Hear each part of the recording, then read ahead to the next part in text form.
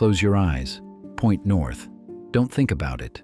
Don't calculate where the sun was an hour ago. Don't remember which side of the building you entered from. Just point. Feel for it.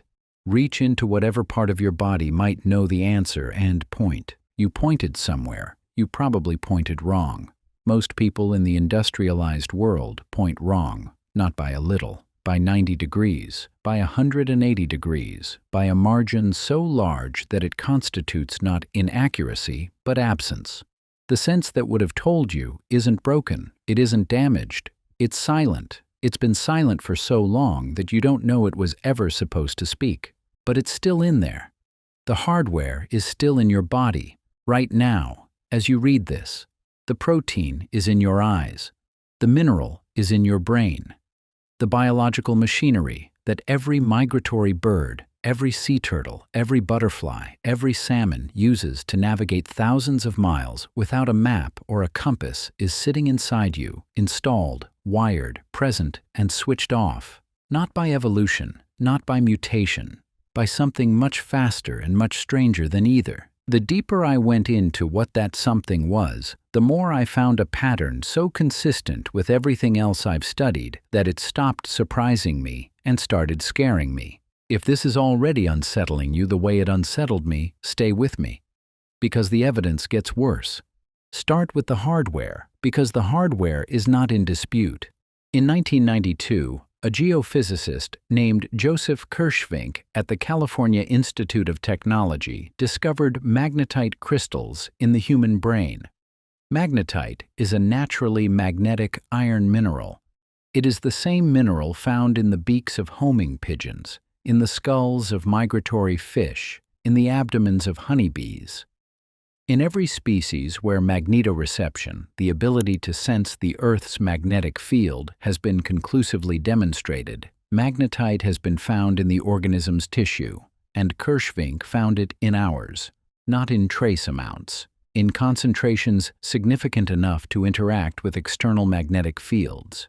Located in the brainstem and the cerebellum, the oldest, most evolutionarily ancient regions of the human brain.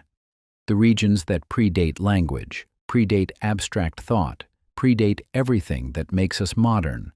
The regions that were already built when our ancestors were still navigating on foot across continents they had no maps for. Then came the protein.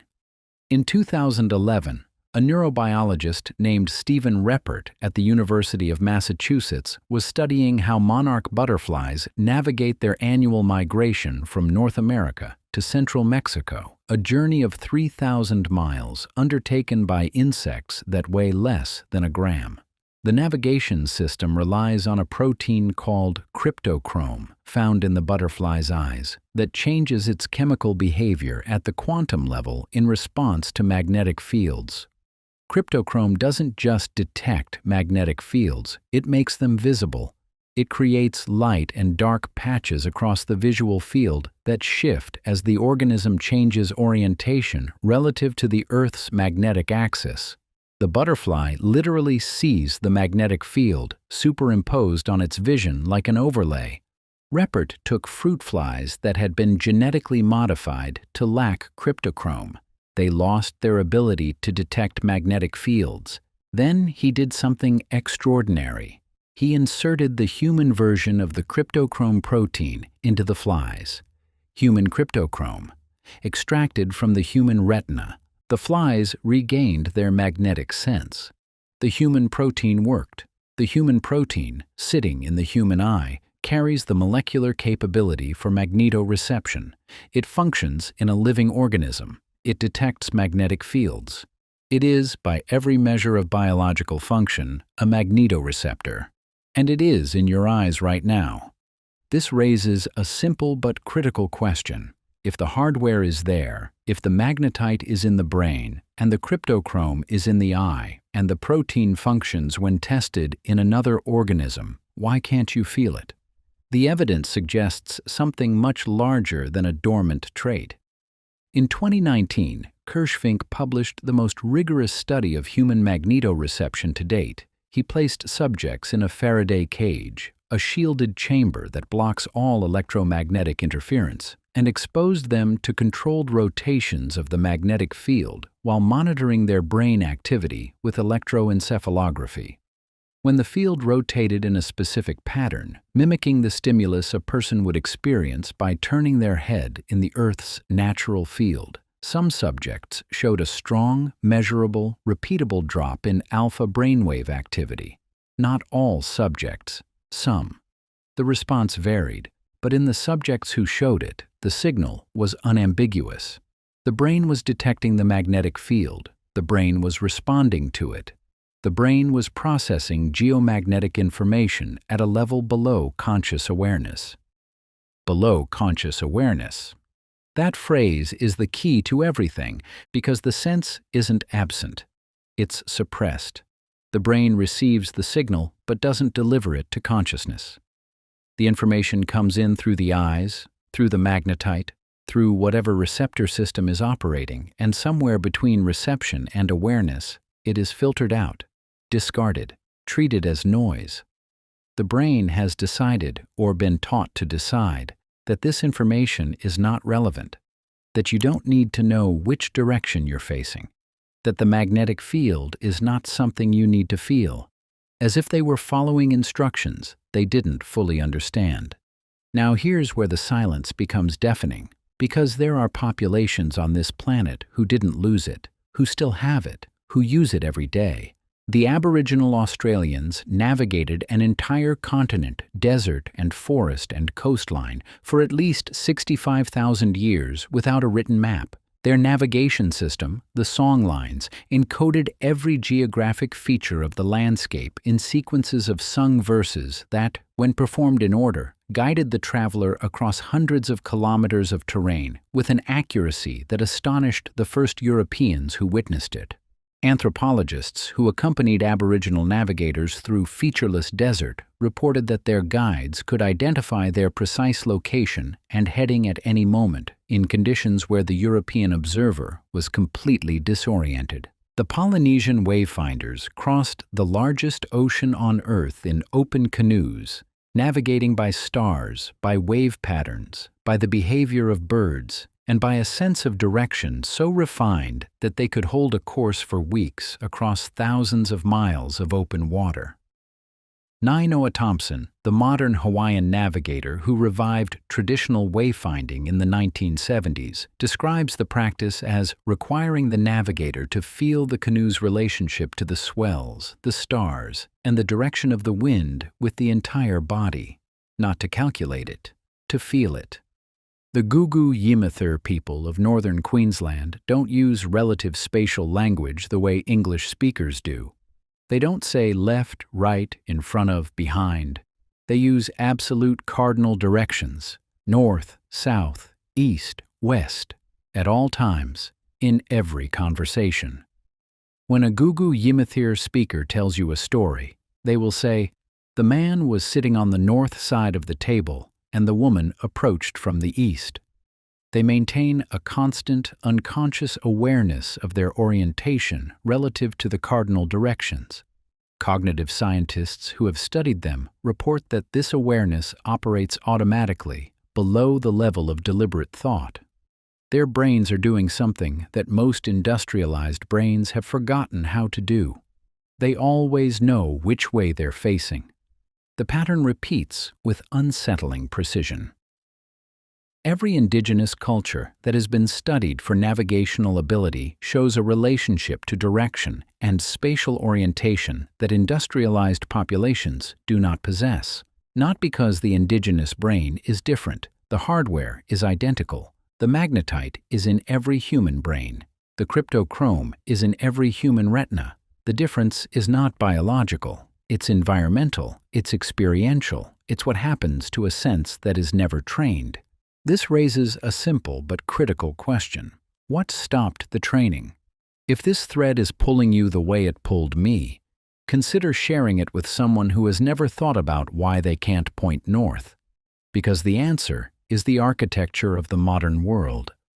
Before roughly 1850, the majority of human beings on Earth lived in direct relationship with the natural landscape. They navigated by sun, by stars, by wind, by terrain, by the behavior of water and animals and light. Every journey required spatial awareness. Every day began with an orientation to the sky.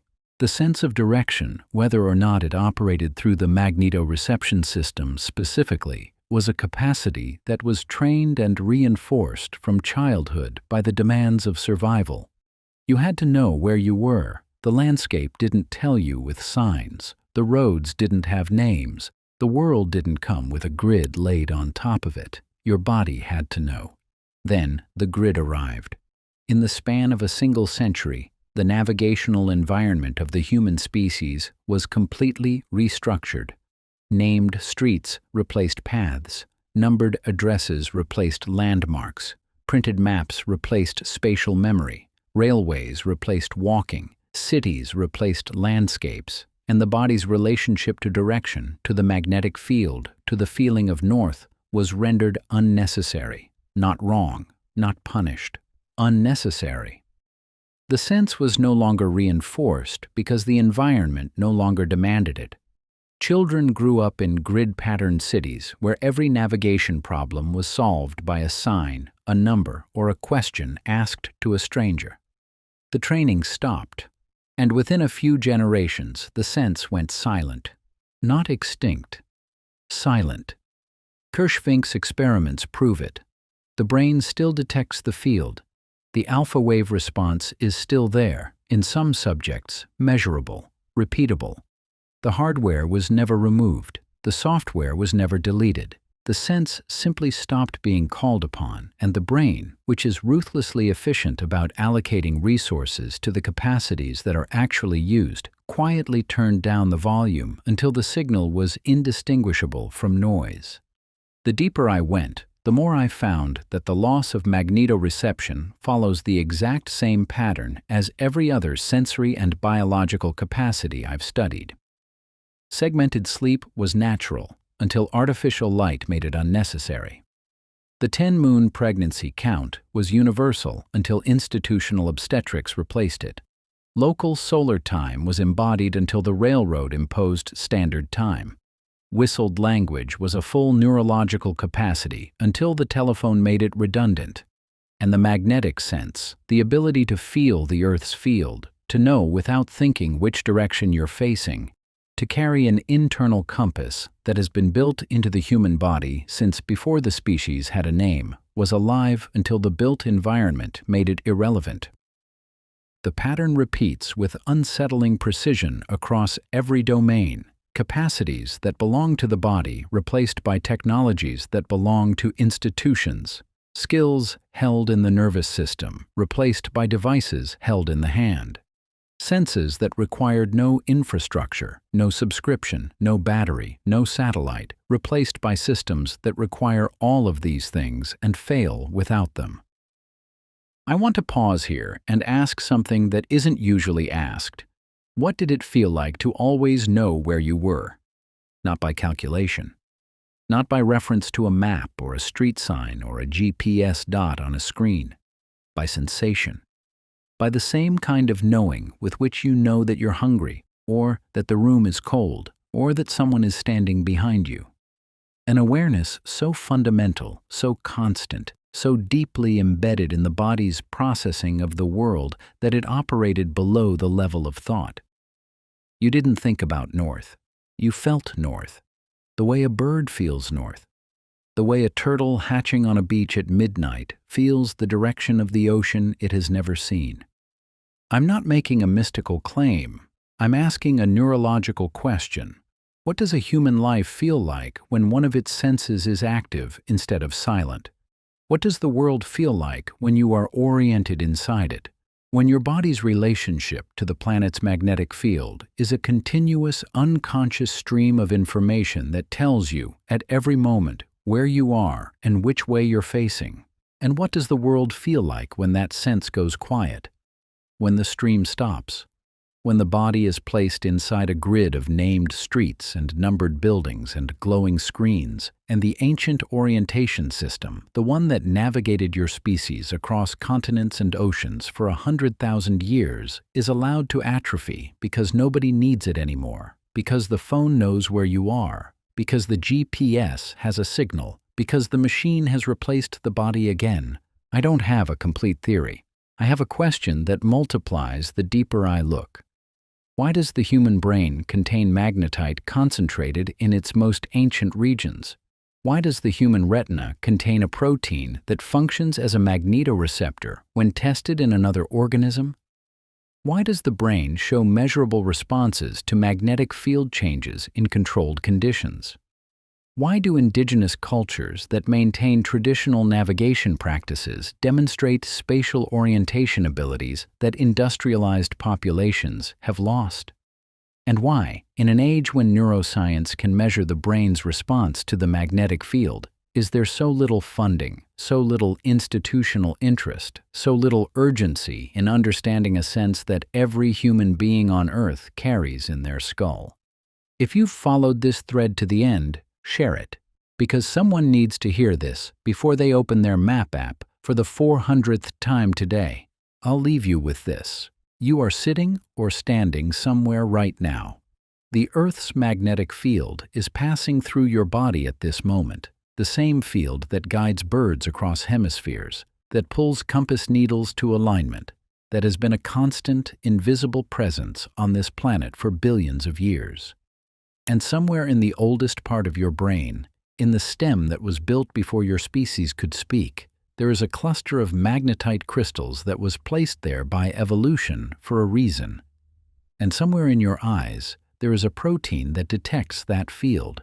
And somewhere between those receptors and your conscious mind, there is a gate that was open once and is now closed, not locked, not destroyed, closed, by disuse, by replacement, by a world that gave you a grid and a screen and told you that you didn't need to feel the planet anymore. The sense is still there. The protein is still in your eye. The mineral is still in your brain. The gate can be reopened. Aboriginal navigators prove it. Polynesian wayfinders prove it. Gugu Yimithir speakers prove it every time they say the word north in a sentence about what happened at breakfast. Your body knows which way you're facing. It has always known. You just stopped listening, and now you can't remember that there was ever anything to hear.